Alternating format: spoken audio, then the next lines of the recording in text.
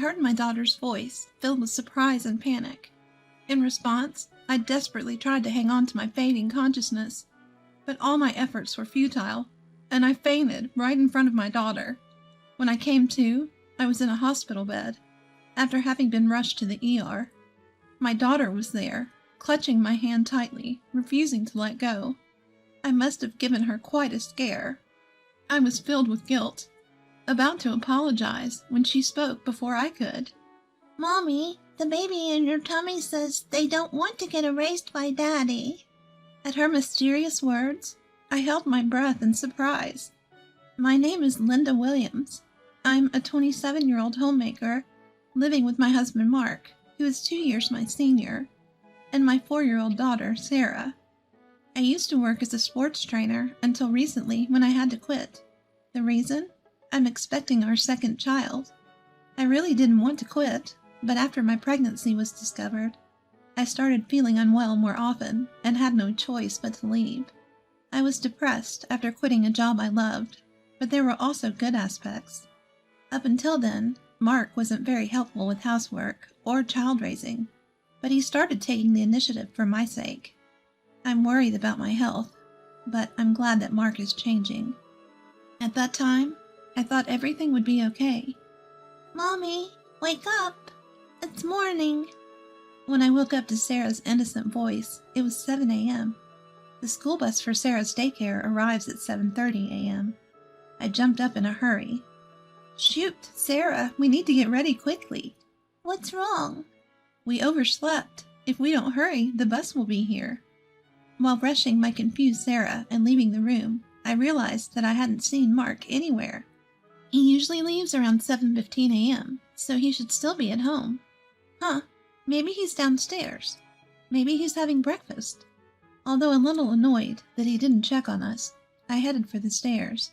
That's when it happened. I slipped, and I felt a momentary sensation of being thrown into the air. "I'm going to fall!" Instinctively reaching out for the handrail. I managed to grab onto it and prevent myself from tumbling down the stairs. Oh, that was close.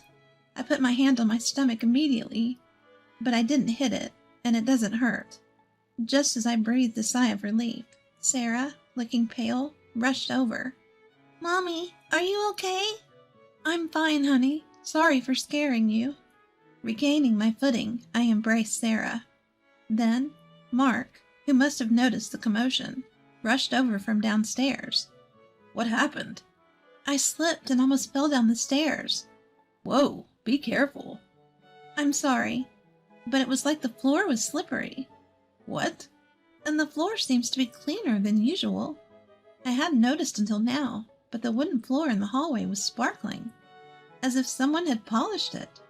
Then Mark said in a flustered manner, "Oh, right. I waxed the floor last night." "Wax? Why would you do that all of a sudden?" "I noticed it while cleaning the floor, but I guess I got a little too excited. I'm sorry." "Oh, I see." I was surprised by the idea of him waxing the floor, which was something he had never done before. But he had been doing a lot of housework recently, so perhaps he had started noticing the little things. Once men start paying attention to details, they just can't stop, can they? Even though I found it a bit strange, I decided not to worry about it. A few days later, on a Sunday, Mark had to go to holiday work, so I decided to take Sarah to the park, just the two of us. Before, I would run around and play with Sarah, but I can't do that now. I watched Sarah playing on the swing. A water bottle Mark had prepared for me in hand. Who would have thought that Mark would start preparing things like water bottle for me? When Sarah was first born, Mark was so uninterested in anything to do with the house, it still brings tears to my eyes when I think about it. He also had no interest in Sarah, so every time I say something to him, he gets grumpy, and coming home from work became later and later. The fact that he now prepares a bottle of water for me is still a shock, but I can't hide how happy it makes me. Thinking about this, and feeling a bit thirsty, I decided to take a sip of the tea Mark had prepared for me. Then, "Mommy?" after drinking about a quarter of the bottle, I suddenly felt dizzy and began to feel unstable on my feet. I grabbed onto the fence of the swing for support, but even then I could feel my strength fading, and it became increasingly difficult to stand. Mommy, what's wrong? Ugh, ugh. Mommy, Mommy! Hearing Sarah's surprised and worried voice, I desperately tried to hold on to my fading consciousness. If I faint here, I'll leave Sarah alone. But even with this thought, I fell right there while protecting my stomach. When I came to, the first thing that hit my eyes was a stark white ceiling. For a moment, I didn't understand where I was, but then I noticed the smell of disinfectant and the figure of a nurse appearing saying, "Are you all right?" I realized then that I was in a hospital. At the same time, I thought of Sarah. "Excuse me, Sarah, do you know where my daughter is? She should have been with me when I fainted." I sat up and asked the nurse. She said, "Ah," and seemed to understand immediately. Maybe trying to reassure me, she smiled at me. "She came to the hospital in an ambulance with you. She should be with your husband now." "My husband?" "He left work early to come here. He arrived a little while ago. He's such a caring husband." The nurse said that she would go and call them, and then left the room. Feeling relieved that Sarah was not alone, my head started to spin again, and I collapsed on the bed. Why, when there was no issue during my previous prenatal checkups? Was it because I moved around too much, or did I eat something bad? As these thoughts spun around in my head, I suddenly remembered the tea from the water bottle that I had drank just before I fainted. Come to think of it, that tea. Just as I thought about this, the door opened, and the nurse, a doctor, Mark, and Sarah came in. Mommy! "Sarah, I'm glad. I'm sorry for leaving you alone." I'm okay, but what about Mommy? Are you okay, Mommy? "Yeah, I'm all right now." As I patted the head of Sarah, who had rushed over to me, the doctor smiled next to me. In the end, it was decided that I would be hospitalized for 2 or 3 days. After a thorough examination by the doctor and the nurse, they left the room. Mark said, "I'll go buy a drink," and he also left. In the hospital room, it was just me and Sarah. Then, Sarah seemed a bit restless and looked like she wanted to say something. "What's up, Sarah?" Mommy, can you keep a secret from Daddy? "Huh? Okay, but why?" Although I was wondering why, I nodded in agreement, and Sarah brought her face closer to me with a serious look. The baby is saying that they don't want to get erased by Daddy. "Huh?" I was momentarily speechless, unable to understand what Sarah was saying. Sarah then pursed her lips in dissatisfaction and spoke a little louder. The baby is saying Daddy's being mean, and the tea in the water bottle. At these words, I was taken aback, because I too had sensed an unusual bitterness in the tea from the water bottle. At the time of drinking, I thought maybe Mark had bought a different type of tea than usual and didn't give it much thought. But thinking about it now, I was hit by a terrible dizziness just after drinking that tea.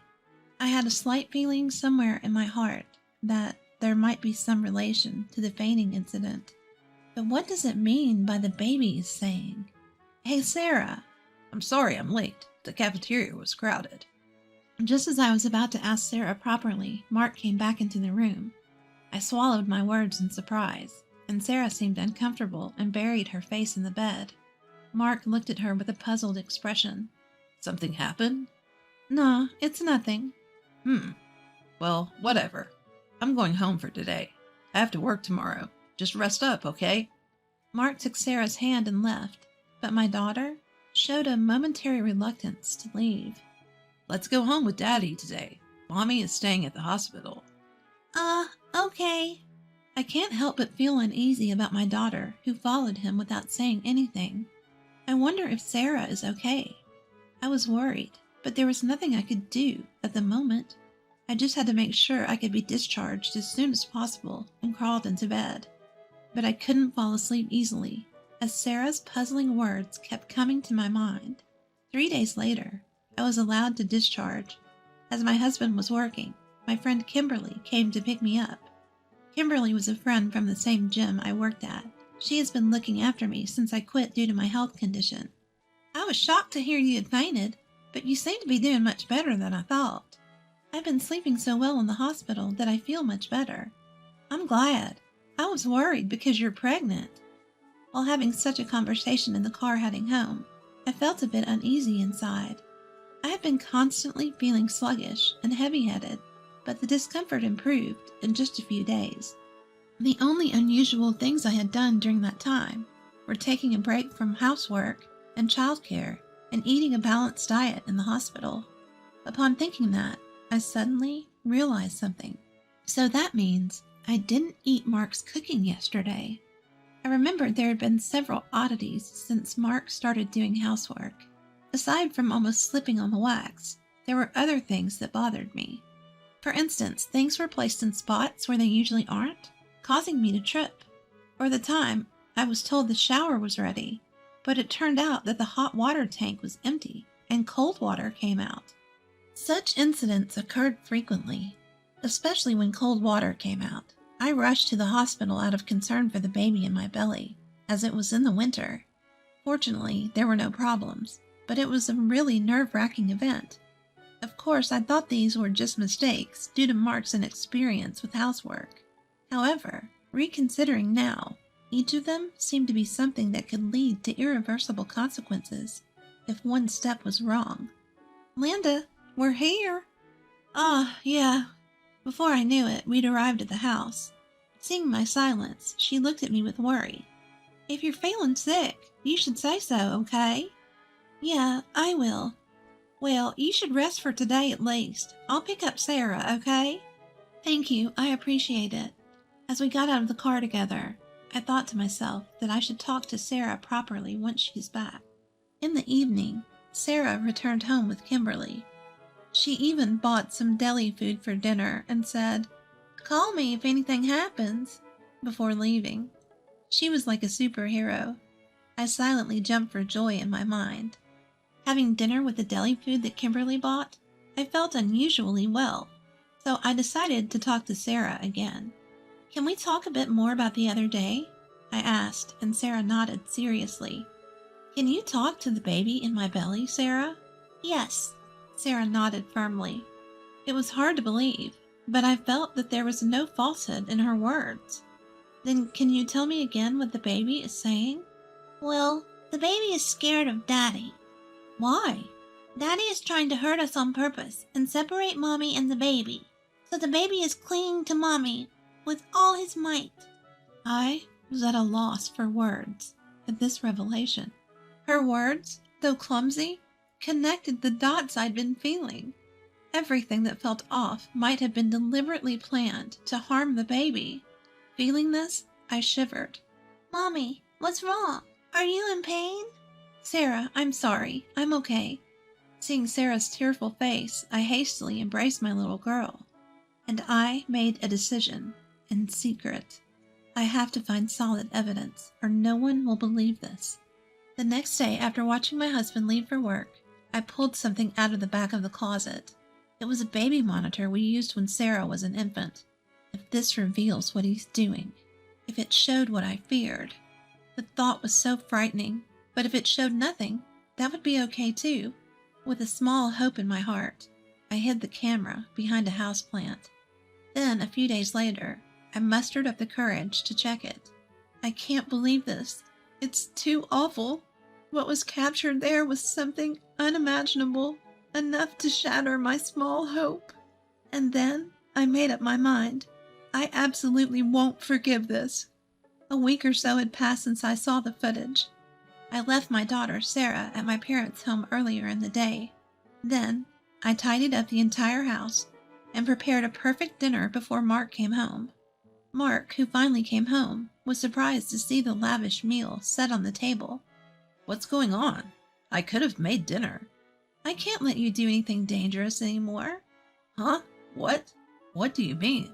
I didn't miss the flash of caution in his eyes. I mean exactly what I said. What have you been feeding your pregnant wife all this time? I don't get it at all. My health has improved significantly since I stopped eating your cooking for the past week.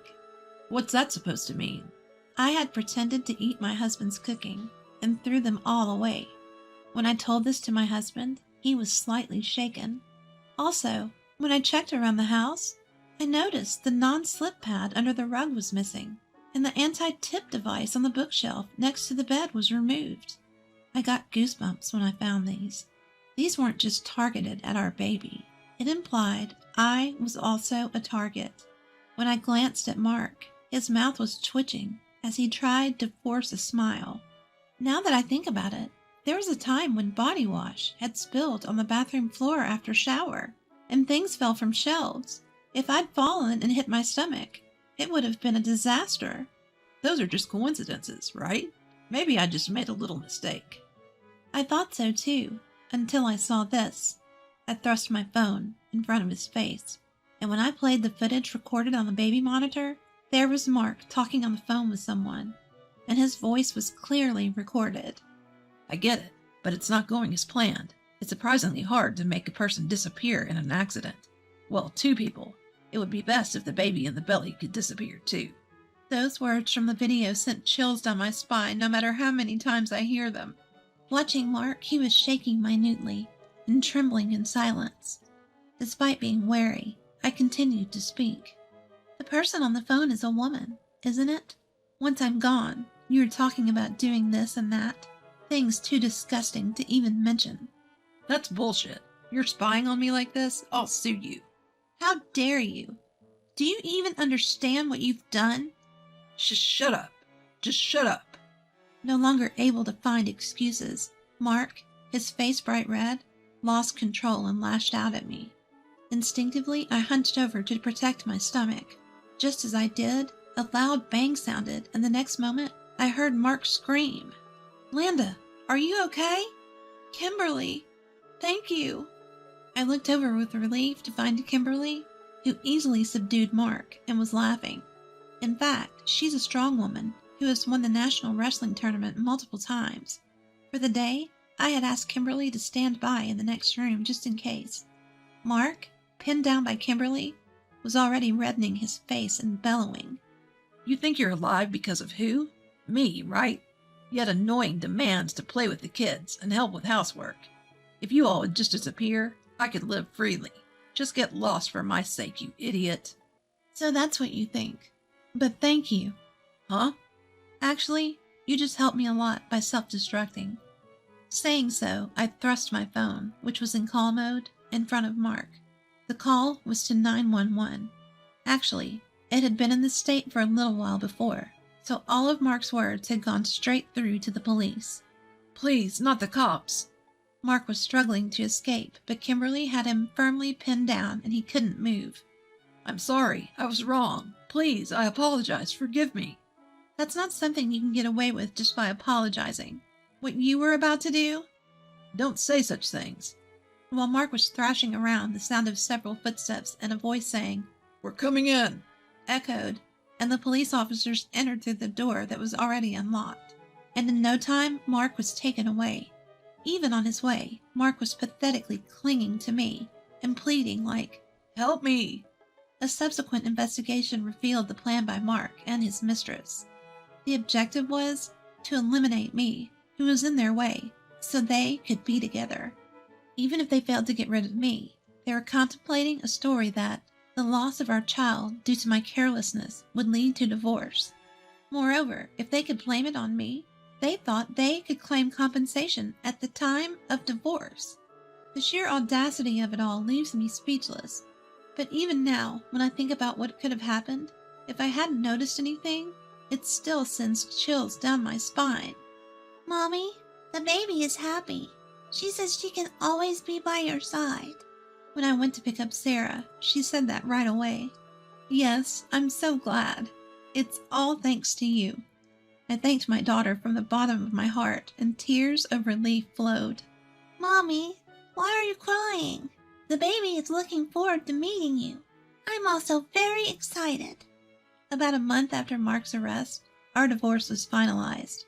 And a few months later from that, I gave birth to a healthy baby girl. Sarah is overjoyed at her sister's birth and has now become a very reliable big sister.